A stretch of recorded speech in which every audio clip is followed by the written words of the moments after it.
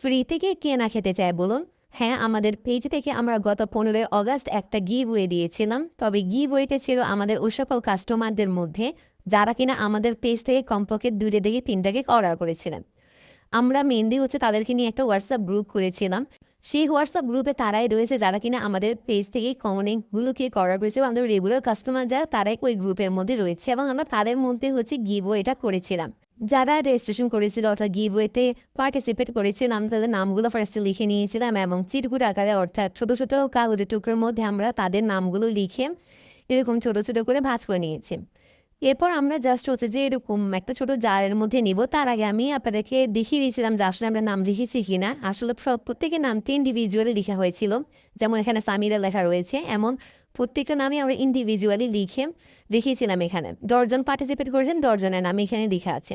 এরপর আমি ছোট একটা জারের মধ্যে সবগুলো চিরকুট এখানে নিয়ে নিয়েছিলাম অ্যান্ড এটা নেওয়ার পরে আমি হচ্ছে জাস্ট একটু হাত দিয়ে ঝাঁকিয়ে নিয়েছিলাম।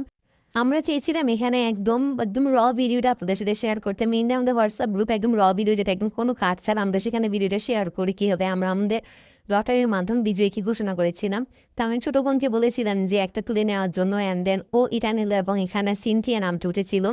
তিনি আমাদের অনেক অনেক পুরাতন একজন কাস্টমার, আমাদের থেকে অনেক কেক নিয়ে নিয়েছেন কমপক্ষে 8 থেকে 10 বার।